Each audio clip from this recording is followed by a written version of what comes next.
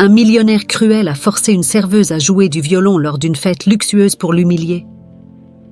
Cependant, lorsqu'elle a commencé à jouer du violon, tout le monde est resté sans voix. Aimée se réveilla tôt ce matin-là, comme tous les jours. Les premières lueurs du jour perçaient à travers les rideaux de sa petite chambre. Une douce lumière orangée se reflétait sur le vieux violon posé sur une étagère près de son lit. C'était un héritage précieux de son grand-père, un homme qui avait autrefois joué dans une modeste orchestre de village. Le violon était usé par les années, mais Aimée le considérait comme son plus grand trésor.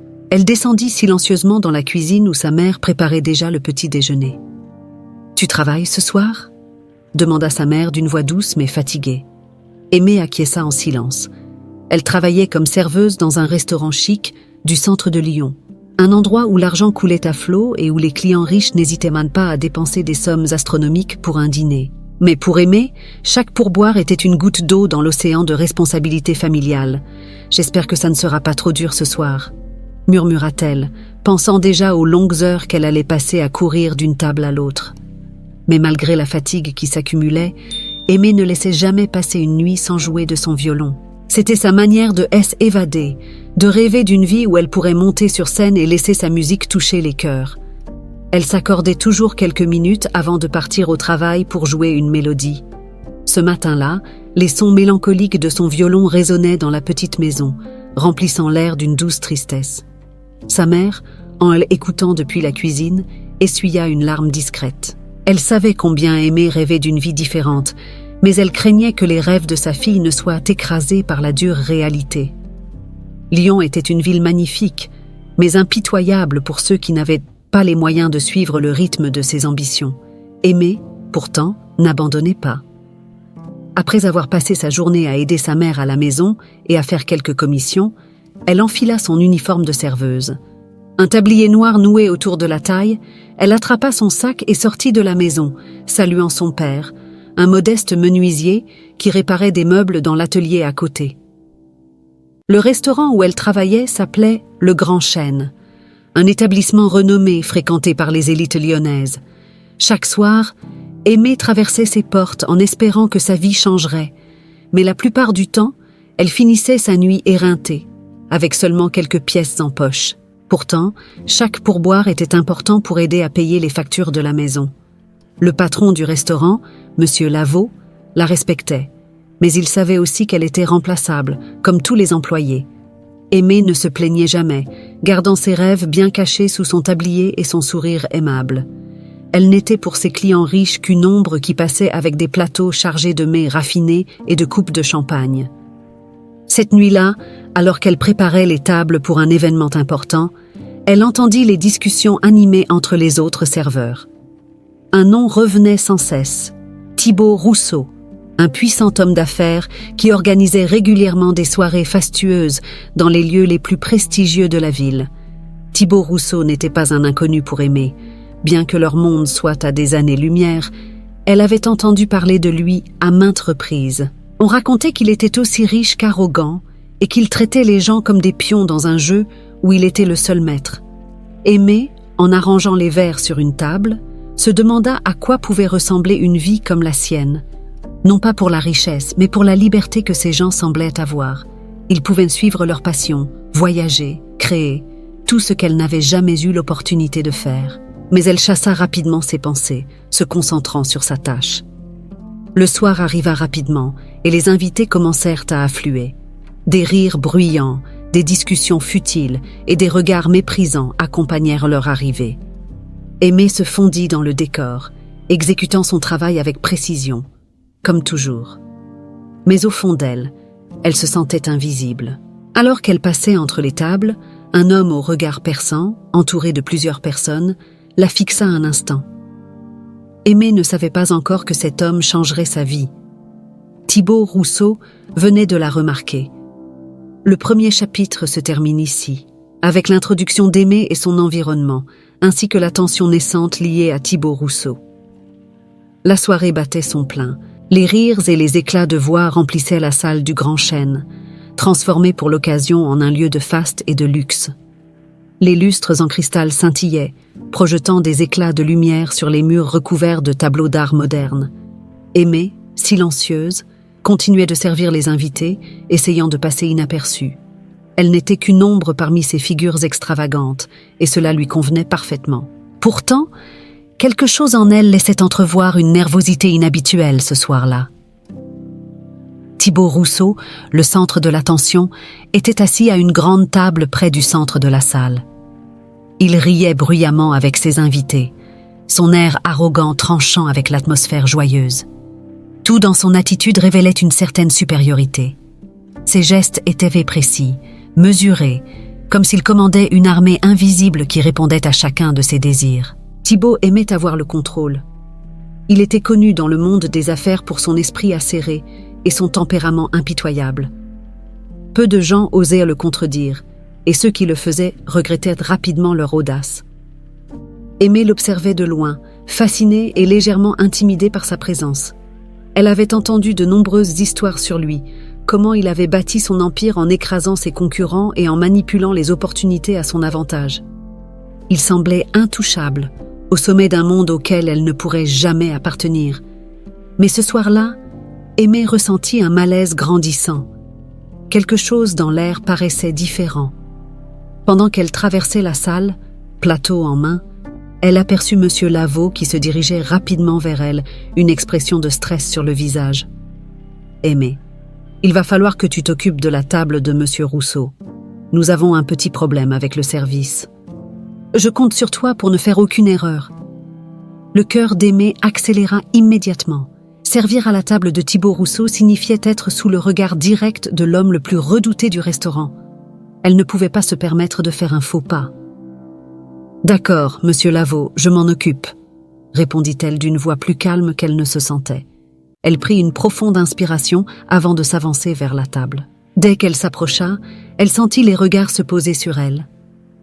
Certains invités la fixaient avec mépris, d'autres avec une indifférence polie. Thibaut, quant à lui, continuait de parler sans même lui prêter attention. Aimée servit silencieusement les boissons, essayant de rester aussi discrète que possible. Elle sentait chaque fibre de son corps tendu, chaque geste calculé pour éviter de renverser quoi que ce soit. Mais alors qu'elle s'éloignait, Thibaut posa enfin les yeux sur elle. Ses traits se figèrent un instant, comme s'il la remarquait pour la première fois. « Vous là, comment vous appelez-vous » demanda-t-il brusquement. Aimée se figea, sentant le poids de la salle entière peser sur ses épaules. « Je m'appelle Aimée, monsieur », répondit-elle, sa voix à peine audible. Thibaut l'observa avec un mélange de curiosité et de mépris. « Aimée, quel nom poétique ! Dites-moi, Aimée, que faites-vous ici, à part porter des plateaux? Vous avez des ambitions? Des rêves ?» La question la prit de court. Les invités autour de lui ricanèrent doucement, amusés par la situation. Aimée ne savait pas quoi répondre. « Je travaille ici pour aider ma famille, » balbutia-t-elle. Thibaut sourit d'un air condescendant. « Bien sûr, mais dites-moi, qu'est-ce qu'une jeune fille comme vous peut bien rêver dans un endroit comme celui-ci » Le ton de sa voix était clairement moqueur, et Aimée sentait ses joues devenir brûlantes de gêne. Pourtant, quelque chose en elle la poussa à répondre. « J'aime jouer du violon », dit-elle, presque à contre-cœur, mais la vérité lui échappa malgré elle. Un silence tomba brièvement sur la table. Thibaut haussa un sourcil, visiblement surpris. « Du violon, vraiment ?» Intéressant.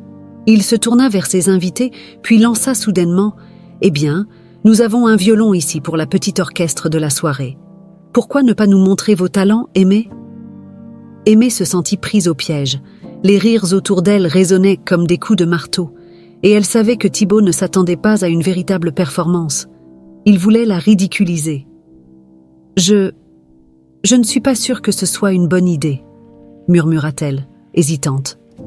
Mais Thibaut n'avait pas l'intention de la laisser partir si facilement. « Allons, ne soyez pas timide, jouez pour nous, à moins que vous n'ayez peur de montrer à quel point vous êtes médiocre. » Les invités éclatèrent de rire, et Aimée sentit son cœur se serrer. Elle n'avait pas d'autre choix. Elle se dirigea lentement vers l'estrade où reposait un violon, sentant tous les regards peser sur elle. Alors qu'elle s'apprêtait à jouer, elle pouvait déjà entendre les murmures moqueurs à son sujet. Le deuxième chapitre se termine ici, avec Aimée sur le point de jouer, prête à faire face à la moquerie de Thibaut et de ses invités. Aimée se tenait sur l'estrade, le violon entre les mains, les doigts tremblants légèrement sur les cordes. Le silence qui s'était installé dans la salle était assourdissant. Chaque regard, chaque murmure contenait un jugement en suspens. Les invités autour de Thibaut observèrent la scène avec une curiosité malveillante, certains ricanant déjà en imaginant le spectacle humiliant qu'ils allaient savourer. Thibaut, assis avec une fausse nonchalance, croisa les bras et fixa Aimée avec un sourire en coin. « Allez, petite, montre-nous ce que tu sais faire », lança-t-il, comme s'il parlait à une enfant. Aimée, sentant la pression monter, inspira profondément, tentant de calmer les battements affolés de son cœur. Elle savait qu'elle n'avait pas le choix. Refuser de jouer aurait été une humiliation pire encore. Les premières secondes s'étirèrent, et Aimée ferma les yeux un instant. Elle pensa à son grand-père, à ses leçons patientes, aux soirées passées à jouer pour elle-même, à son petit monde privé où la musique était sa seule échappatoire. Oubliant un instant la scène et les regards hostiles, elle laissa ses doigts glisser sur les cordes et une douce mélodie commença à émerger. Dès les premières notes, la pièce fut plongée dans un silence inattendu. La mélodie que jouait Aimée, bien que simple, était empreinte d'une profondeur que personne n'avait anticipée. Il s'agissait de l'une des compositions préférées de son grand-père, un air mélancolique et doux, rempli de nostalgie. La salle, qui quelques instants plus tôt résonnait de moquerie, s'était figée dans l'étonnement. Même les plus bruyants des invités semblaient en soudain pris dans la magie des sons qui émanaient du violon. Aimée continuait de jouer, emportée par la musique, oubliant où elle se trouvait, oubliant les rires de Thibaut et ses provocations. Chaque note résonnait avec une clarté poignante, et les émotions qu'elle portait en elle depuis tant d'années se libéraient à travers les cordes de l'instrument. Sa nervosité disparut peu à peu, remplacée par une assurance qu'elle ne connaissait pas. Elle jouait comme si c'était la dernière fois, avec tout l'amour et la douleur qu'elle avait accumulés en silence. Les invités, peu à peu, cessèrent de chuchoter. Certains échangeaient des regards incrédules, d'autres semblaient captivés, comme s'ils venaient de découvrir une facette d'Aimée qu'ils n'avaient jamais imaginée. Thibaut, quant à lui, avait perdu son sourire sarcastique. Son expression changea lentement, passant de l'amusement à la stupéfaction. Il ne s'attendait pas à cela. Il avait prévu de se divertir aux dépens de cette serveuse, mais au lieu de cela, il se retrouvait face à une jeune femme dont le talent le désarmait. Aimée acheva son morceau, ses doigts relâchant doucement les cordes. Elle ouvrit les yeux, revenant soudainement à la réalité de la situation. Le silence qui suivit sa dernière note était presque angoissant. Pendant un court instant, elle crut que personne n'avait apprécié ce qu'elle venait de jouer. Le doute la rongea. Puis, lentement, un bruit résonna dans la salle. Un applaudissement solitaire, suivi par un autre, puis un troisième. En quelques secondes, les invités se levèrent de leur siège, applaudissant avec une ferveur qu'Aimée n'aurait jamais imaginée. Certains avaient les larmes aux yeux, visiblement émus par la musique qu'ils venaient d'entendre. La jeune femme, encore incrédule, regardait autour d'elle, incapable de comprendre ce qui venait de se passer. Même Thibaut, resté assis, finit par se joindre aux applaudissements, bien que sa fierté le maintint encore figé sur sa chaise. Son regard était devenu plus sérieux, presque sombre. La musique d'Aimée avait réveillé en lui quelque chose qu'il ne comprenait pas encore, une émotion qu'il n'avait pas ressentie depuis des années. Il se leva finalement, l'air grave, et s'avança vers elle. Aimée, encore sous le choc, le regarda approcher, le cœur battant. « Impressionnant », dit-il d'une voix plus douce que d'habitude. « Très impressionnant, je dois l'admettre. » Elle hocha la tête, trop émue pour répondre. Le public autour d'eux continuait de murmurer, certains la félicitant à voix haute, d'autres tentant d'attirer l'attention de Thibaut, mais il ne semblait pas les entendre. Son regard restait fixé sur Aimée, comme s'il tentait de la comprendre, ou peut-être de comprendre ce qu'il venait de ressentir en écoutant sa musique. « Vous avez quelque chose, Aimée, » reprit-il, son ton toujours sérieux. « Quelque chose que je n'avais pas vu en vous. » Aimée baissa les yeux, mal à l'aise sous ce soudain flot d'attention. Elle ne savait pas quoi dire. « Merci, monsieur, » murmura-t-elle, essayant de contenir l'émotion qui menaçait de la submerger. Elle n'était pas habituée à recevoir des compliments, encore moins de la part de personnes comme Thibaut Rousseau. Ce dernier hocha lentement la tête, comme s'il réfléchissait à ce qu'il venait de vivre. Il se tourna ensuite vers ses invités et leur lança un regard qui signifiait clairement que l'interlude musical était terminé. « Revenons à la fête », dit-il, d'un ton plus détaché. Mais pour Aimée, cette soirée venait de prendre un tournant inattendu. Elle n'était plus simplement la serveuse invisible. Sa musique avait parlé pour elle, et pour la première fois, elle avait réussi à toucher des gens d'un monde qui lui paraissait jusqu'alors inaccessible. Le 3e chapitre se termine ici, avec la performance d'Aimée qui marque un changement dans la perception qu'ont les autres d'elle, ainsi que dans la dynamique entre elle et Thibaut. Aimée, encore sous le choc de sa propre performance, se retira doucement de l'estrade, sentant tous les regards sur elle. Le violon, encore chaud entre ses mains, semblait plus léger, presque magique, après ce moment inattendu de reconnaissance. Autour d'elle, les murmures des invités continuaient, mais cette fois, ce N était plus des moqueries. C était une admiration sincère, mêlée de surprise. Elle ne était plus simplement la serveuse aimée. Elle venait de transcender cette étiquette, même si elle ne comprenait pas encore complètement ce qui venait de se passer. En passant à côté de la table de Thibaut Rousseau, elle le vit toujours assis, les yeux fixés sur elle. Son expression avait changé. Ce N n'était plus l'arrogance désinvolte qu'elle avait l'habitude de voir sur son visage, mais une sorte de confusion, peut-être même de respect. Il l'observait avec une intensité nouvelle, comme s'il cherchait à comprendre quelque chose qu'il ne pouvait saisir. Les applaudissements se dissipèrent lentement, et le bruit des conversations reprit, bien que l'atmosphère soit maintenant marquée par une sorte de tension palpable. Aimée retourna à son service, ramassant les verres vides et nettoyant les tables avec des gestes automatiques. Elle sentait encore l'adrénaline courir dans ses veines, mais elle se forçait à rester concentrée. Ce N était qu'une soirée parmi tant d'autres, se disait-elle, bien qu'elle sache au fond d'elle que quelque chose d'important venait de se produire. Alors qu'elle s'apprêtait à sortir de la salle pour une pause, elle entendit une voix derrière elle. « Mademoiselle, un instant, s'il vous plaît. » Aimée se retourna et aperçut un homme élégant en costume sombre, approchant avec un air déterminé. Ses traits étaient sévères, mais ses yeux brillaient d'une lueur d'admiration. « Je suis Maestro Bertrand », dit-il en tendant la main, directeur de l'Orchestre national de Lyon. « Je n'ai pas pu m'empêcher de remarquer votre talent ce soir. » Aimée, surprise par cette présentation, lui serra timidement la main, n'osant pas y croire. Le nom de Maestro Bertrand N n'était pas inconnu pour elle. Il était l'un des chefs d'orchestre les plus respectés de France, connu pour dénicher des talents exceptionnels. « Merci, monsieur, c'est très gentil », murmura-t-elle, sa voix encore tremblante d'émotion. Le maestro ne perdit pas de temps à complimenter Aimée davantage. « Vous avez un don, mademoiselle. Ce que vous avez joué ce soir, était captivant. Avez-vous déjà envisagé de jouer dans un orchestre professionnel ?» demanda-t-il, ses yeux perçants scrutant chaque réaction sur le visage d'Aimée. Elle resta muette un instant, abasourdie par la proposition. Elle n'avait jamais osé rêver à quelque chose d'aussi grand. « Je n'ai jamais eu l'occasion de jouer ailleurs que chez moi ou ici, » balbutia-t-elle, ne sachant comment exprimer la modestie de son parcours. Maestro Bertrand hocha la tête, comme s'il avait deviné cela. « Eh bien, c'est une honte. Vous avez un potentiel énorme et je ne voudrais pas voir ce talent gaspillé.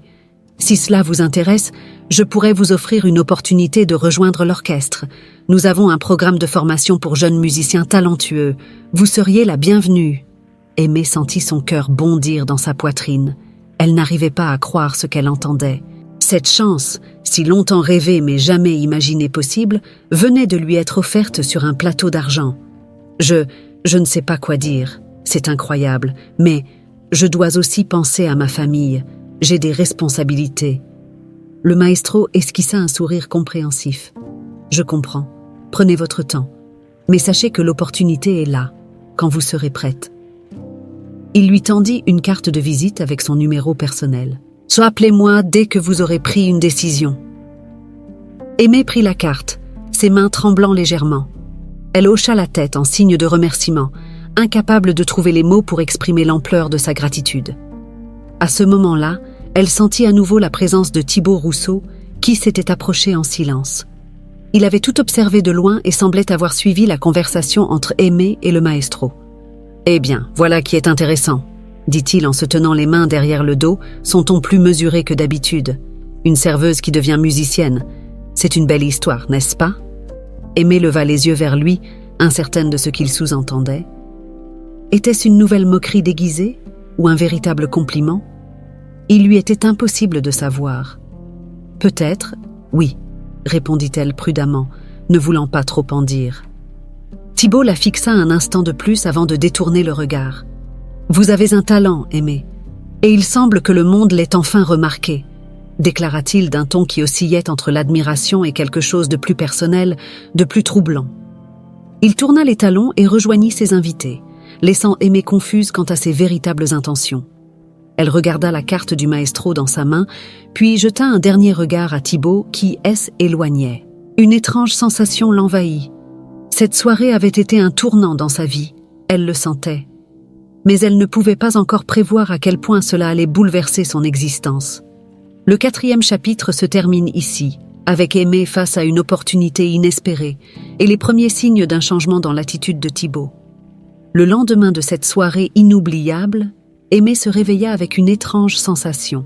Tout semblait irréel, comme si les événements de la veille n'avaient été qu'un rêve. Mais la petite carte de visite posée sur sa table de chevet était bien réelle. Le nom de Maestro Bertrand, écrit en lettres élégantes, brillait sous la lumière du matin. Elle la regarda un long moment, encore incrédule face à la proposition qu'il lui avait faite. Rejoindre l'Orchestre national de Lyon, c'était l'opportunité dont elle avait toujours rêvé, mais qu'elle n'avait jamais pensé possible. Sa mère entra doucement dans la chambre. « Tu es déjà réveillée, ma chérie ?» demanda-t-elle d'une voix tendre. Aimé hocha la tête, les pensées encore floues. Sa mère s'assit au bord du lit, posant un regard doux sur sa fille. « Tu n'as pas beaucoup parlé hier soir en rentrant. Tout va bien ?» Aimé hésita un instant avant de répondre. Comment pouvait-elle expliquer à sa mère ce qui s'était passé? La musique, les applaudissements, l'offre incroyable du maestro et même cette étrange interaction avec Thibaut Rousseau, tout cela semblait encore trop incroyable. Hier soir, j'ai eu une chance que je n'aurais jamais imaginée. Un maestro m'a proposé de rejoindre son orchestre, dit-elle, sa voix tremblante, de émotion. Le visage de sa mère s'illumina instantanément. Oh, Aimé, c'est merveilleux. L'aile la prit dans ses bras, incapable de contenir sa fierté. Mais Aimé, bien que touché par la réaction de sa mère, ressentait toujours une certaine hésitation.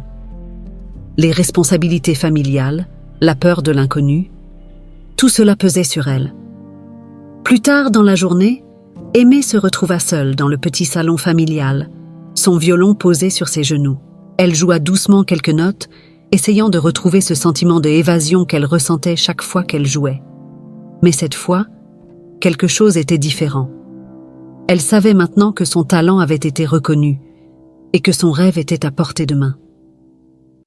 Mais cela signifiait aussi qu'elle devait quitter la sécurité de son quotidien pour s'aventurer dans un monde inconnu et exigeant. Son père, un homme peu loquace mais d'un cœur immense, entra discrètement dans la pièce.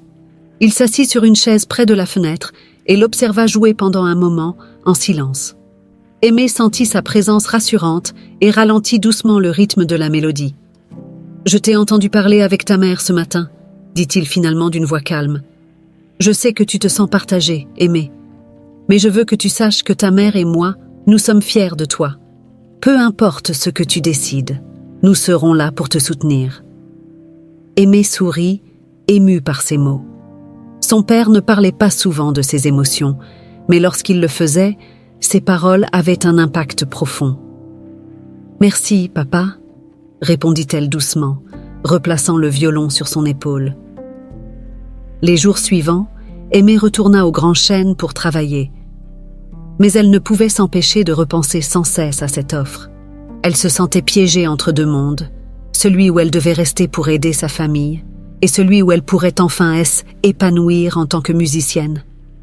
Un soir, alors qu'elle terminait son service et rangeait les dernières tables, une silhouette familière entra dans le restaurant. C'était Thibaut Rousseau, toujours aussi imposant, mais cette fois, quelque chose dans son attitude semblait différent. Il la regarda un instant avant de s'approcher d'elle. « Aimé !» commença-t-il, sa voix moins arrogante que la première fois qu'il ait cessé mon parler. « J'ai réfléchi à ce qui s'est passé l'autre soir. » Il marqua une pause, comme s'il cherchait ses mots. « Je dois admettre que vous m'avez surpris. Vous avez un talent incroyable, bien au-delà de ce que je m'attendais. » Aimée resta silencieuse, incertaine de ce que Thibaut attendait d'elle. Était-ce une nouvelle forme de manipulation? Ou était-il sincère? « J'aimerais vous offrir mon aide, » reprit-il, son ton sérieux. « Vous avez une chance de réussir dans un domaine où peu de gens peuvent percer. Mais le chemin est difficile, et parfois, il faut un soutien que seuls ceux qui connaissent le monde peuvent offrir. » Il lui tendit une carte, cette fois avec son propre nom gravé dessus. « Si jamais vous avez besoin de contacts, de conseils, n'hésitez pas à m'appeler. » Aimée prit la carte, déconcertée. Cet homme, qui l'avait humiliée quelques jours plus tôt, lui proposait maintenant de l'aider à réaliser son rêve. Elle ne savait pas quoi en penser. « Pourquoi feriez-vous ça ?» demanda-t-elle finalement, ses yeux fixés sur lui, cherchant à comprendre ses véritables intentions. Thibaut haussa légèrement les épaules. « Peut-être que je me suis trompée à votre sujet.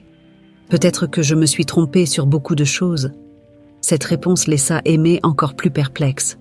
Elle glissa la carte dans sa poche sans dire un mot, et Thibaut quitta le restaurant, la laissant seule avec ses pensées. Le soir venu, Aimée, assise dans sa petite chambre, regarda les 2 cartes posées sur sa table, celle du maestro et celle de Thibaut. 2 chemins très différents s'offraient à elle, chacun avec ses propres promesses et défis. Mais au fond d'elle, Aimée savait que la décision finale devait venir d'elle seule. Elle respira profondément et se décida à appeler le maestro le lendemain matin. Le 5e chapitre se termine ici, avec Aimée face à un choix important et l'étrange proposition de Thibaut qui ajoute une nouvelle couche d'incertitude à son avenir. Thibaut Rousseau rentra chez lui après sa conversation avec Aimée, l'esprit encombré de pensées qu'il avait du mal à organiser. Il était rare que quelqu'un ou quelque chose le déstabilise à ce point. Depuis des années, il avait bâti une réputation d'homme implacable, froid et calculateur. Rien ne semblait pouvoir l'atteindre, du moins c'est ce qu'il croyait. Mais ce qu'il avait ressenti en entendant Aimée jouer cette mélodie avait réveillé en lui des souvenirs profondément enfouis, des émotions qu'il pensait avoir laissées derrière lui depuis longtemps. Il poussa la lourde porte de sa vaste demeure, une immense maison moderne perchée sur les hauteurs de Lyon, avec une vue imprenable sur la ville. Mais malgré la beauté et la grandeur de l'endroit, Thibaut se sentait toujours seul. La solitude qu'il avait cultivée au fil des années était devenue une sorte de compagnon silencieux. Pourtant, ce soir-là, cette solitude lui pesait d'une manière différente. Il déposa son manteau sur le fauteuil de l'entrée et se dirigea vers le salon, où une grande cheminée réchauffait la pièce. Mais ce haine n'était pas le feu qui l'attira. Au-dessus de la cheminée se trouvait un vieux cadre, renfermant une photo en noir et blanc, légèrement jaunie par le temps. Était une photo de sa mère. Elle se tenait debout, un violon à la main, avec un sourire doux et serein. Était ainsi qu'il se souvenait d'elle, une femme pleine de grâce et d'amour, toujours accompagnée de son violon. Elle jouait tous les soirs pour lui quand il était enfant, et la mélodie que jouait Aimée cette fameuse nuit était la même que sa mère avait l'habitude de jouer. Était cette mélodie qui avait bouleversé Thibaut. Il se laissa tomber dans un fauteuil, les yeux fixés sur la photo, et pour la première fois depuis longtemps, il laissa ses pensées vagabonder vers le passé. Thibaut avait 8 ans lorsque sa mère était morte. Était un accident de voiture tragique qui l'avait arraché à lui. Son père, un homme d'affaires obsédé par le succès, n'avait jamais vraiment montré de sentiments, et après la mort de sa femme, il s'était encore plus enfermé dans son travail. Thibaut, laissé à lui-même, avait dû grandir sans cette figure maternelle qui lui avait apporté tant de réconfort.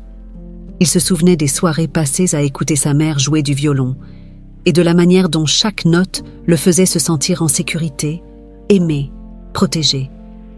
Après sa mort, Thibaut avait décidé d'enfouir ses souvenirs, de construire une carapace pour ne plus jamais ressentir cette douleur.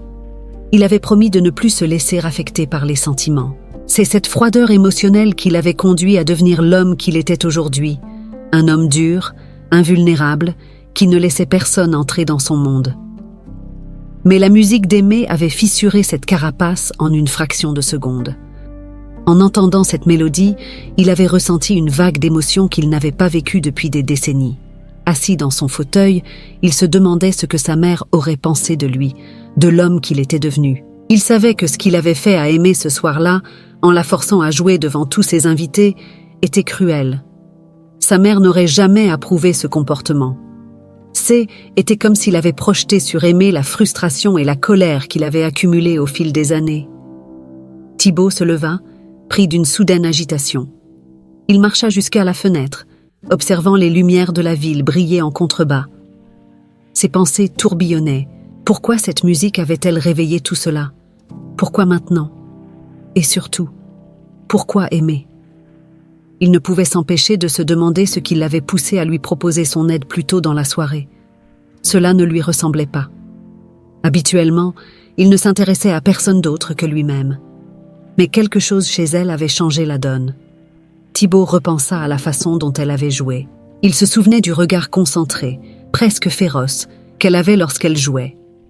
Elle était une personne qui, malgré son apparente timidité, portait en elle une passion et une force qui l'avait pris au dépourvu. Peut-être que c'était cela qui l'avait touché, au-delà de la musique. Aimée incarnait une sorte de résilience qu'il admirait malgré lui. Elle était tout ce qu'il n'était plus depuis longtemps. Innocente, vulnérable, mais aussi pleine de potentiel et de rêves. Des rêves qu'il avait longtemps sacrifiés sur l'autel du succès. En se souvenant de la carte qu'il lui avait donnée plus tôt dans la soirée, Thibaut réalisa qu'il n'attendait rien en retour. Il ne voulait pas la manipuler ou profiter de sa situation. Pour la première fois depuis longtemps, il voulait simplement aider quelqu'un sans arrière-pensée. Peut-être voyait-il en elle une chance de réparer quelque chose qu'il avait perdu, ou peut-être qu'il cherchait simplement à retrouver un peu de cette humanité qu'il avait laissée derrière lui.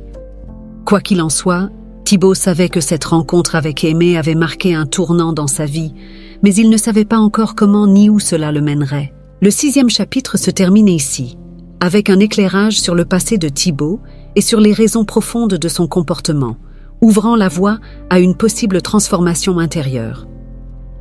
Aimée se tenait devant la petite fenêtre de sa chambre, les doigts jouant machinalement avec la carte de Maestro Bertrand.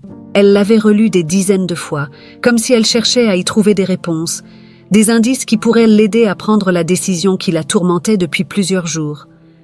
Rejoindre l'Orchestre national de Lyon? C'était une opportunité qu'elle n'avait jamais osé imaginer, et pourtant, elle était là, juste devant elle, à portée de main. Mais chaque fois qu'elle pensait à saisir cette chance, une autre pensée la retenait, celle de sa famille. Sa mère était assise à la table de la cuisine, ses mains fatiguées s'affairant à coudre des vêtements pour arrondir les fins de mois. Son père, lui, passait ses journées à l'atelier, réparant meubles et menuiseries pour les voisins du quartier. Aimée savait que sa contribution financière était essentielle à l'équilibre familial. Si elle partait, qui les aiderait? Cette question revenait en boucle dans son esprit, la paralysant à chaque fois qu'elle envisageait de décrocher le téléphone pour appeler le maestro. « Qu'est-ce que tu regardes, ma fille ?» demanda sa mère en entrant doucement dans la pièce. Aimée ne répondit pas tout de suite, mais finit par tendre la carte de visite à sa mère. « C'est lui, le maestro dont je t'ai parlé, celui qui m'a proposé de rejoindre son orchestre. » Sa mère prit la carte, l'observa un moment, puis la reposa délicatement sur la table de chevet. Elle s'assit près d'Aimée, posant doucement sa main sur celle de sa fille. « Aimée, je sais que tu te fais du souci pour nous, mais tu dois penser à toi. Tu as ce don, ce talent que Dieu t'a donné.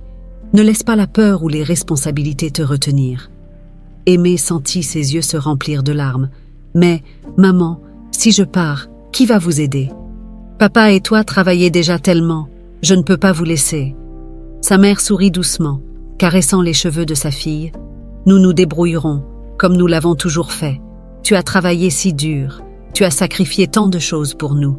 Maintenant, c'est à toi de penser à ton avenir. » Les mots de sa mère pesaient lourd dans le cœur d'Aimée. Elle savait que ses parents avaient de raison. Mais une part d'elle avait encore du mal à accepter cette idée de les laisser derrière pour poursuivre son rêve. C'était comme si elle trahissait une partie d'elle-même, celle qui avait toujours mis les autres avant elle. Le lendemain matin, Aimée se réveilla avec une résolution nouvelle.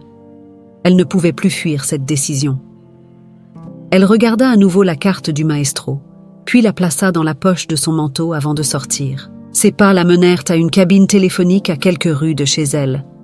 Le téléphone froid dans sa main tremblait légèrement, mais elle prit une profonde inspiration et composa le numéro. Après quelques sonneries, la voix grave et rassurante de Maestro Bertrand résonna à l'autre bout du fil. « Allô, qui est à l'appareil ?»« Bonjour, monsieur Bertrand, c'est Aimée. Aimée, la jeune fille qui a joué l'autre soir au Grand Chêne. »« Ah, Aimée, je me demandais quand vous alliez m'appeler. » La chaleur dans sa voix détendit légèrement Aimée. « Alors, avez-vous pris une décision ?» Aimée prit une autre grande inspiration. « Oui, j'aimerais rejoindre votre orchestre. » Un sourire s'entendit à travers le téléphone. « C'est une excellente nouvelle. Nous allons commencer les répétitions dès la semaine prochaine. Vous êtes prête à travailler dur ?»« Oui, monsieur, je suis prête, » répondit-elle, le cœur battant à tout rompre. C'était fait. Elle avait pris la décision la plus importante de sa vie, et bien que la peur persistât encore, une étincelle d'excitation commençait à prendre place dans son cœur. En rentrant chez elle, Aimée sentit un mélange étrange d'émotions. La joie d'avoir franchi cette étape se mêlait à l'appréhension de ce qui l'attendait. Mais elle savait qu'elle n'était plus seule dans cette aventure. Ses parents, bien que modestes, étaient son soutien le plus précieux. Quelques jours plus tard, Aimée se présenta aux locaux de l'Orchestre national de Lyon. La grandeur du bâtiment la fit se sentir minuscule. Chaque pas qu'elle faisait résonnait dans les vastes couloirs, et elle ne put s'empêcher de sentir une certaine intimidation. Elle s'était préparée mentalement, mais rien ne pouvait vraiment la préparer à l'ampleur de ce qu'elle allait affronter. En entrant dans la salle de répétition, Aimée fut accueillie par Maestro Bertrand, entouré d'autres musiciens déjà en pleine préparation. « Ah, Aimée, je suis heureux de vous voir ici. Venez, je vais vous présenter à tout le monde. » Elle serra la main des autres musiciens, chacun d'entre eux lui souriant gentiment, mais elle sentait encore la pression monter. Ils étaient tous si professionnels, si accomplis. Elle se demandait si elle serait à la hauteur. Mais alors qu'elle posait son violon sur son épaule et jouait les premières notes lors de leur première répétition, cette même sensation de calme, de force et de passion qu'elle avait ressentie lors de la soirée chez Thibaut Rousseau la submergea de nouveau. L'orchestre tout entier l'écoutait en silence, impressionné par son jeu, et Aimée réalisa que C.E. était là sa place. Elle n'était plus la serveuse invisible. Elle était Aimée, la musicienne, et elle venait de faire le premier pas vers un avenir qu'elle n'avait jamais cru possible. Le 7e chapitre se termine ici, avec Aimée ayant pris la décision de suivre son rêve, malgré ses doutes, et son entrée officielle dans le monde de la musique professionnelle. Pendant qu'Aimée commençait à s'épanouir dans son nouveau monde musical, Thibaut Rousseau, lui, se retrouvait face à un vide qu'il n'avait pas anticipé. Son quotidien, autrefois rythmé par des réunions d'affaires, des décisions implacables et une poursuite incessante du succès, semblait soudainement dépourvu de sens. Les événements de la soirée où Aimée avait joué cette mélodie avaient déclenché en lui une réflexion qu'il ne pouvait plus ignorer. Installé dans son vaste bureau, Thibaut feuilletait distraitement des dossiers importants, mais rien ne retenait vraiment son attention. Ses yeux se perdirent à nouveau sur la vieille photo de sa mère qui trônait sur l'étagère. Depuis ce soir-là, il avait revisité ses souvenirs plus souvent qu'il n'aurait voulu l'admettre. Le fantôme de sa mère, sa douceur, sa passion pour la musique, tout cela revenait le hanter avec une intensité qu'il n'avait pas ressentie depuis des années. Pour la première fois depuis longtemps, Thibaut se demandait si tout ce qu'il avait construit, sa carrière, son empire, son image de puissance, valait vraiment quelque chose. Il avait sacrifié tellement de choses pour atteindre ce niveau de succès, des relations, des amitiés, et même cette sensibilité qu'il avait enfant. Tout cela s'était effacé au profit d'un désir constant de contrôle et de domination. Mais aujourd'hui, ce contrôle semblait lui glisser entre les doigts. Il se rappela de la manière dont il avait essayé de humilier Aimée ce soir-là, et une pointe de honte monta en lui. Lui, qui pensait être au sommet de tout, avait voulu se divertir aux dépens d'une jeune femme dont la seule faute était de travailler dur pour subvenir aux besoins de sa famille. Et au lieu de se moquer d'elle, il s'était retrouvé déstabilisé par sa musique et par ce qu'elle avait éveillé en lui. Thibaut poussa un long soupir, se levant de son bureau pour se diriger vers la grande baie vitrée de son bureau, dominant la ville de Lyon. Ses affaires marchaient à plein régime. Les transactions qu'il signait étaient lucratives, les projets se multipliaient, mais tout cela ne lui apportait plus aucune satisfaction. Le monde des affaires qu'il avait autrefois adoré semblait soudainement stérile et froid. Il ne pouvait plus échapper à cette question lancinante. Qu'avait-il réellement accompli, au-delà de l'argent et du pouvoir? Un de ses collaborateurs, Marc, entra discrètement dans la pièce, un dossier à la main. « Monsieur Rousseau, voici les documents pour la nouvelle acquisition immobilière. Je voulais aussi vous rappeler la réunion de ce soir avec les investisseurs américains. » Thibault, d'ordinaire prompt à s'intéresser à ce genre de transaction, hocha la tête avec peu d'enthousiasme. « Merci, Marc. Déposez-les sur la table. » Marc, remarquant la distraction inhabituelle de son patron, hésita un instant. « Tout va bien, monsieur Rousseau? Vous semblez préoccupé. » Oh, c'était rare qu'un employé se permette de faire un commentaire aussi personnel, mais Marc avait travaillé avec Thibault depuis des années et connaissait ses habitudes mieux que quiconque. Thibault esquissa un sourire fatigué. « Préoccupé? Peut-être. Disons que je réfléchis à certaines choses. » Marc déposa les dossiers et s'apprêta à partir, mais avant de sortir, il se tourna à nouveau vers Thibault. « Oh, si vous me permettez, monsieur, il y a quelque chose que j'aimerais dire. Depuis que je travaille pour vous, j'ai toujours admiré votre détermination et votre vision, mais récemment, j'ai remarqué que vous n'avez plus la même flamme qu'avant. Je ne sais pas ce qui se passe, mais parfois, prendre du recul peut être la meilleure solution. » Thibault resta silencieux un moment, absorbant ses paroles. « Prendre du recul », murmura-t-il pour lui-même. Ce conseil, bien que simple, résonnait en lui. Peut-être que Marc avait raison. Peut-être était-il temps pour lui de s'arrêter un moment, de réfléchir à ce qu'il voulait vraiment. Après le départ de Marc, Thibault s'adossa à la fenêtre, regardant la ville en contrebas. Il savait qu'il ne pouvait plus continuer à avancer ainsi, sans questionner la direction qu'il avait prise.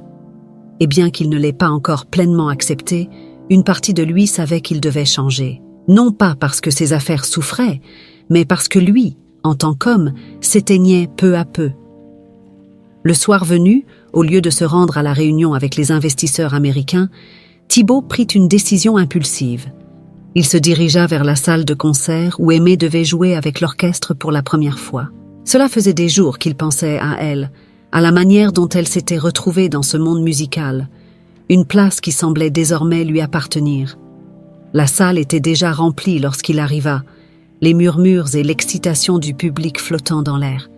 Il trouva une place discrète à l'arrière, ne voulant pas attirer l'attention. Aimée fit son entrée sur scène avec les autres musiciens, son violon à la main, concentré, mais avec une sérénité nouvelle sur le visage. Quand elle commença à jouer, tout sembla s'arrêter autour de Thibault. La musique remplissait la salle d'une telle intensité qu'il sentit de nouveau cette émotion le submerger. Aimée, cette jeune femme qu'il avait autrefois vue comme une simple serveuse, brillait maintenant sous les projecteurs, enveloppée de son talent et de sa passion. À cet instant, Thibault réalisa que la véritable grandeur ne résidait pas dans l'argent ou le pouvoir, mais dans la capacité de créer quelque chose de beau, de toucher les autres avec son art. Il regarda Aimée, et dans son jeu, il vit la preuve que lui aussi pouvait changer, que lui aussi avait encore la possibilité de redonner un sens à sa vie. Le 8e chapitre se termine ici, avec Thibault prenant conscience de sa propre chute intérieure et commençant à envisager un chemin vers la rédemption. Aimée, vêtue de sa tenue noire sobre de musicienne, venait de terminer sa première performance avec l'Orchestre national de Lyon. Les dernières notes de son violon résonnaient encore dans la salle, alors que les applaudissements éclataient tout autour d'elle. Un sourire timide se dessina sur son visage, alors qu'elle regardait le public se lever pour l'acclamer. C'était un moment qu'elle n'oublierait jamais, le couronnement de semaines de travail intense et de sacrifice. Elle s'inclina une dernière fois avant de quitter la scène avec les autres musiciens.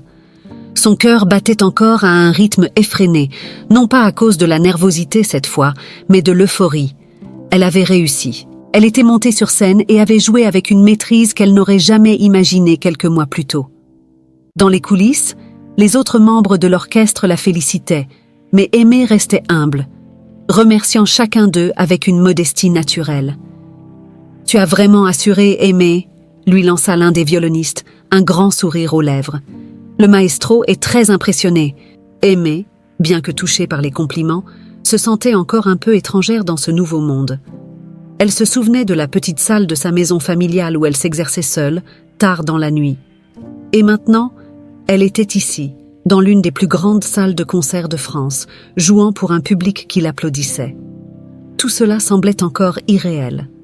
Alors qu'elle se dirigeait vers sa loge pour se changer, elle entendit une voix familière l'interpeller. « Aimée !» Elle se retourna et aperçut Thibaut Rousseau, se tenant à l'entrée des coulisses, légèrement en retrait. Son visage était grave, mais son regard semblait différent de celui qu'elle connaissait. Il n'y avait plus cette arrogance ni cette supériorité qui avaient marqué leur précédente rencontre. Quelque chose en lui avait changé. « Ah, monsieur Rousseau !» répondit Aimée poliment, mais avec une certaine distance. Elle n'avait pas oublié la manière dont il l'avait traitée cette nuit-là au restaurant. Bien qu'il ait tenté de se racheter par la suite, elle restait sur ses gardes. Thibaut s'avança de quelques pas, cherchant visiblement les mots justes. « Je voulais te féliciter. Ta performance ce soir, c'était... » Il s'interrompit, comme si les mots lui échappaient. C'était magnifique. Aimée le regarda attentivement, cherchant à comprendre ses intentions. Pourquoi était-il là? Était-ce une nouvelle forme de manipulation? Mais il n'y avait rien de menaçant dans son attitude cette fois. Il semblait sincère, presque vulnérable. « Merci, monsieur », répondit-elle simplement, ne voulant pas prolonger la conversation plus que nécessaire. Elle tourna les talons, prête à retourner à sa loge, mais Thibaut l'appela à nouveau. « Attends, s'il te plaît. » Aimée s'arrêta, légèrement agacée par son insistance. Elle ne comprenait pas pourquoi il voulait tant lui parler. Elle avait réussi à tourner la page sur leur première rencontre humiliante et maintenant qu'elle était en train de se forger un chemin dans la musique, elle ne voyait pas l'utilité de le revoir. « Je voulais te parler, Aimée, » dit-il enfin, sa voix légèrement tremblante. « Je sais que je t'ai maltraitée. Ce que j'ai fait ce soir-là était inexcusable. Mais je voulais que tu saches que ça m'a fait réfléchir. À toi, à moi, à beaucoup de choses. » Aimée croisa les bras, perplexe. « Réfléchir à quoi exactement ?» demanda-t-elle, ses sourcils froncés. Thibaut sembla hésiter un instant avant de répondre. « À la manière dont je vis ma vie, à ce que je suis devenue. Je t'ai vu jouer et ça m'a rappelé quelque chose que j'avais oublié depuis longtemps. Ma mère, elle jouait aussi du violon. Cette mélodie que tu as jouée, c'était la même qu'elle jouait quand j'étais enfant. Le cœur d'Aimée manqua un battement. Elle ne s'attendait pas à une confession aussi personnelle. Elle n'aurait jamais imaginé que derrière cet homme froid et distant se cachait un lien si intime avec la musique. « Ta mère jouait du violon ?» répéta-t-elle doucement, essayant de comprendre l'ampleur de ce qu'il lui disait. Thibaut hocha la tête, ses yeux se perdant dans le passé. « Oui, elle jouait chaque soir pour moi, jusqu'au jour où elle est morte dans un accident. Après ça, je n'ai plus jamais voulu entendre parler de musique. J'ai enfoui tout ça au fond de moi, comme si ça n'avait jamais existé. Et puis, tu es arrivé, et cette mélodie, elle a tout ramené à la surface. » Aimée resta silencieuse, touchée par cette confession inattendue. Elle voyait maintenant un homme bien différent de celui qu'elle avait connu. Il n'était plus seulement le puissant homme d'affaires arrogant qui l'avait humilié, il était aussi un fils, un être humain avec ses propres blessures et ses regrets. « Pourquoi me dire tout ça maintenant ?» demanda-t-elle finalement, brisant le silence. Thibaut soupira. « Parce que je veux changer, et je pense que tu m'as donné une chance de le faire. Je sais que je ne peux pas effacer ce que j'ai fait, mais je veux essayer de devenir quelqu'un de meilleur. » Aimée le regarda longuement, pesant ses paroles. Elle voyait de la sincérité dans ses yeux, quelque chose qu'elle n'avait jamais vu auparavant. Peut-être qu'il méritait une seconde chance, tout comme elle avait eu la sienne grâce à cette fameuse nuit. « Je ne sais pas ce que tu attends de moi, monsieur Rousseau, » dit-elle doucement. « Mais si tu veux vraiment changer, ce ne sont pas des paroles qui feront la différence, ce sont les actions. » Thibaut acquiesça lentement, reconnaissant la sagesse de ses mots. « Tu as raison, je ne te demande pas de me pardonner, mais je voulais que tu saches que ta musique a changé quelque chose en moi. » Aimée hocha la tête, un peu adoucie par ces mots. « Alors prouve-le. Prouve que tu peux être quelqu'un de différent. » À sa fin, le 9e chapitre se termine ici, avec Thibaut cherchant à se racheter et Aimée lui offrant la possibilité de prouver sa sincérité par des actions et non des paroles. Les semaines qui suivirent cette conversation marquèrent un tournant dans la vie de Thibaut Rousseau. Pour la première fois depuis des années, il décida de prendre du recul par rapport à ses affaires. Les grandes transactions, les réunions interminables avec des investisseurs, les projets immobiliers de grande envergure, tout cela semblait soudainement vide de sens. Il confia la gestion quotidienne de son empire à ses associés de confiance, choisissant de se concentrer sur quelque chose de plus personnel, de plus profond. Thibaut avait toujours été un homme de contrôle, obsédé par la réussite et la domination dans le monde des affaires. Mais, désormais, ce contrôle lui semblait futile. Il se demanda ce qu'il avait vraiment accompli, au-delà des chiffres et des succès économiques. Aimé l'avait confronté à une vérité douloureuse. Il avait tout sacrifié pour un monde qui ne lui apportait plus aucune satisfaction. La première étape de sa transformation commença par un retour à ses racines. Thibaut décida de se rendre dans le petit village où il avait grandi, là où sa mère jouait autrefois du violon dans le salon familial. Le voyage fut long et empreint de nostalgie. En marchant dans les rues familières, il se rappela des moments simples, des rires et des après-midi passés à écouter sa mère jouer. Ces souvenirs qu'il avait volontairement enterrés refaisaient surface avec une force inattendue. Une fois sur place, il visita la vieille maison familiale, laissée à l'abandon depuis des années. La poussière recouvrait chaque meuble, chaque souvenir. Mais Thibaut se sentit étrangement apaisé. Il trouva le vieux violon de sa mère dans une armoire oubliée, son bois encore luisant malgré le temps passé. En le prenant dans ses mains, il sentit un lien avec elle qu'il n'avait pas ressenti depuis son enfance. C'est là que l'idée de son nouveau projet germa. Il se souvint des paroles d'Aimé. Ce sont les actions qui comptent, pas les paroles. Il savait qu'il devait prouver, non seulement à elle, mais aussi à lui-même, qu'il pouvait changer.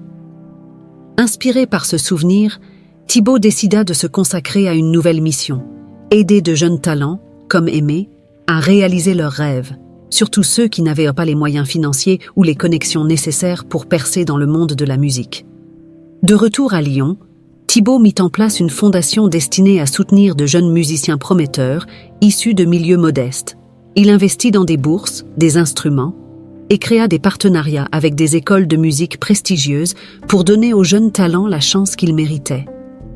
Il s'entoura de musiciens et de pédagogues passionnés, tous engagés à offrir des opportunités à ceux qui, comme Aimé, avaient un talent brut, mais manquaient de ressources. L'annonce de cette fondation fit beaucoup de bruit dans les cercles sociaux et économiques de Lyon. Beaucoup furent surpris par ce virage soudain dans la vie de Thibaut, lui qui avait toujours été connu pour son implacabilité et son absence d'émotion dans le monde des affaires. Certains pensèrent que c'était un simple coup de communication pour redorer son image, mais ceux qui le connaissèrent de plus près savèrent que quelque chose avait véritablement changé en lui. Pendant ce temps, Aimé continuait de briller sur scène. Sa carrière musicale prenait un essor qu'elle n'aurait jamais imaginé. Chaque concert qu'elle donnait renforçait sa confiance en elle et sa place parmi les grands musiciens de son époque. Pourtant, elle gardait un œil sur les nouvelles concernant Thibaut. Elle suivit de loin les développements de sa fondation, étonnée et impressionnée par les efforts qu'il semblait déployer. Un soir, alors qu'elle venait de terminer une répétition, elle reçut une invitation inattendue. Thibaut lui avait envoyé une lettre personnelle, l'invitant à l'inauguration de sa fondation. Il n'y avait aucun message caché, aucune demande, juste une invitation sincère à découvrir ce qu'il avait mis en place. Aimé hésita un instant avant d'accepter. Elle n'avait plus parlé à Thibaut depuis leur dernière rencontre après son concert, et bien qu'elle fût intriguée par son changement, elle restait prudente. Toutefois, elle se rappela qu'elle lui avait dit de prouver son désir de changement par ses actions. Il semblait bien qu'il ait suivi son conseil. Le jour de l'inauguration, Aimé se présenta à l'événement, vêtue simplement, mais avec élégance. Elle entra dans le grand bâtiment qui abritait désormais la fondation de Thibaut. L'endroit était impressionnant, mais ce qui frappa le plus Aimé, c'était l'énergie qui y régnait. Partout autour d'elle, de jeunes musiciens discutaient avec des enseignants, essayaient des instruments et des sourires illuminaient leurs visages. L'endroit respirait l'espoir et la passion. Alors qu'elle avançait dans la salle principale, elle aperçut Thibaut, occupé à parler avec un groupe de jeunes. Il semblait détendu, à l'aise, bien loin de l'homme qu'elle avait connu lors de cette fameuse nuit. Il la vit et son visage s'illumina d'un sourire sincère. « Aimé, je suis content que tu sois venu. » dit-il en s'approchant d'elle. « Bienvenue à la Fondation. » Aimée le regarda, ébahie par l'étendue de son projet. « C'est impressionnant, » murmura-t-elle. « Tu as vraiment fait tout ça ?» Thibaut hocha la tête, un léger sourire aux lèvres. « Oui. Je voulais prouver que je pouvais être quelqu'un de meilleur, comme tu me l'avais dit. J'ai réalisé que le vrai pouvoir ne réside pas dans l'argent ou les affaires, mais dans la capacité à aider les autres à réaliser leurs rêves. » Aimée sourit à son tour. « Tu as bien appris ta leçon, Thibaut. Je suis impressionné. » Thibaut la remercia du regard. Il avait enfin trouvé un sens à sa vie, loin des gratte-ciel et des contrats sans fin. Grâce à Aimée, il avait redécouvert l'importance de la musique et du partage, et cela avait transformé sa vision du monde. Le 10e chapitre se termine ici, avec Thibaut ayant réellement amorcé sa rédemption à travers la création de sa fondation, et Aimée reconnaissant son changement. Aimée, assise dans le calme de sa chambre, contemplait tout ce qu'elle avait vécu au cours des derniers mois. Les événements s'étaient enchaînés si rapidement qu'elle peinait encore à comprendre comment sa vie avait pris un tel tournant. Il y avait peu de temps encore. Elle était simplement serveuse, jouant du violon dans l'intimité de sa petite maison. Aujourd'hui, elle était une musicienne reconnue, jouant dans des salles prestigieuses et côtoyant des figures influentes du monde musical. Son regard se posa sur son violon, celui de son grand-père, toujours aussi précieux à ses yeux. C'était ce violon qui avait été le point de départ de tout, celui qui l'avait accompagné à travers ses doutes et ses victoires. Aimée se leva et le prit doucement entre ses mains, fermant les yeux en se remémorant chaque étape de son parcours. Ses débuts difficiles, cette fameuse nuit où elle avait été humiliée devant tous ses invités, puis la transformation inattendue de Thibaut Rousseau, un homme qu'elle avait d'abord détesté, mais qui avait fini par se racheter. À cet instant, Aimée se rendit compte que la musique n'avait pas seulement changé sa vie. Elle avait aussi transformé celle de Thibaut. En lui donnant une seconde chance de prouver sa sincérité, elle avait permis à cet homme autrefois arrogant de se réinventer, de retrouver une partie de lui-même qu'il avait oubliée depuis longtemps. Elle se souvenait de cette fondation, de l'enthousiasme des jeunes musiciens qu'elle avait vus lors de l'inauguration. Ce qu'il avait créé allait aider des dizaines, peut-être des centaines de jeunes talents à poursuivre leurs rêves, tout comme elle avait pu le faire. Quelques jours après l'inauguration de la fondation, Aimée reçut une invitation spéciale de la part de Maestro Bertrand. Il lui proposait de partir en tournée avec l'orchestre à l'international, une opportunité qu'elle n'aurait jamais imaginée possible. Voyager, jouer devant des foules dans des pays lointains. Son cœur s'emballa à la pensée de cette nouvelle aventure. Mais cette excitation s'accompagnait aussi d'une pointe d'appréhension. Elle savait que partir signifiait s'éloigner de tout ce qui lui était familier, sa famille, Lyon et ce nouveau monde qu'elle commençait à peine à apprivoiser. Sa décision n'était pas simple à prendre. Elle avait rêvé de ce moment toute sa vie, mais maintenant qu'il se présentait à elle, elle se demandait si elle était prête à quitter tout ce qu'elle connaissait pour le saisir. Elle prit son téléphone et appela sa mère. « Maman, j'ai reçu une offre pour partir en tournée avec l'orchestre. À l'étranger, » dit-elle, essayant de contenir ses émotions. « C'est fantastique, ma chérie, » s'exclama sa mère. « Tu as travaillé si dur pour en arriver là. Bien sûr que tu dois y aller. » Aimée sourit à travers ses larmes. « Oui, mais... Et vous, ici? Comment vais-je pouvoir m'occuper de vous à distance ?» Sa mère rit doucement. « Aimée, nous allons très bien. Ton père et moi sommes si fiers de toi. Nous avons toujours su que tu étais destinée à de grandes choses. Ne t'inquiète pas pour nous. C'est à toi de vivre ta vie maintenant. Va là où la musique te mène. » Ces mots réchauffèrent le cœur d'Aimée. Elle savait que sa mère avait raison. Toute sa vie, elle avait mis les autres avant elle-même. Mais maintenant, c'était à elle de suivre son propre chemin. Le jour de son départ pour la tournée approchait. Aimée se préparait à ce grand saut dans l'inconnu. La veille de son départ, elle se rendit à la fondation de Thibaut pour lui dire au revoir. Elle savait qu'il avait joué un rôle clé dans sa transformation, même s'il ne le réalisait peut-être pas pleinement. Elle le trouva dans son bureau, entouré de jeunes musiciens, tous aussi passionnés les uns que les autres. Quand il la vit entrer, un sourire chaleureux illumina son visage. « Aimée, je suis content de te voir. Que me vaut cet honneur ?» Elle sourit à son tour. Je voulais te dire au revoir, Thibaut. Je pars en tournée avec l'orchestre. Le sourire de Thibaut s'élargit, mais Aimé remarqua une légère tristesse dans son regard. C'est une nouvelle incroyable. Tu vas conquérir le monde avec ta musique, dit-il, bien qu'elle sentit une certaine retenue dans sa voix. Ils discutèrent un moment, partageant leurs réflexions sur le chemin qu'ils avaient téléparcouru. Thibaut, bien que heureux pour elle, semblait toujours un peu troublé. Aimé savait pourquoi. Il avait changé, mais une part de lui cherchait encore une forme de rédemption, une façon de réparer tous ses anciens torts. Au moment de partir, Aimé se tourna vers lui et lui dit avec sincérité « Merci Thibaut, sans toi, je ne serais peut-être pas ici aujourd'hui. Ta fondation est quelque chose de merveilleux et je suis certaine que tu vas continuer à faire de grandes choses. » Thibaut la regarda, touché par ces mots. « C'est toi qui m'as montré le chemin, Aimé. C'est à moi de te remercier. Je ne serai jamais le même homme qu'avant et je te dois cette chance. » Ils se quittèrent sur ces mots, avec un respect mutuel qui allait bien au-delà de leur première rencontre. Le lendemain, Aimé monta dans l'avion qui l'amènerait vers sa nouvelle aventure. Le cœur empli d'espoir et de gratitude, elle se rappela tout ce qu'elle avait appris en cours de route. Elle savait maintenant que le chemin vers la réussite n'était jamais linéaire.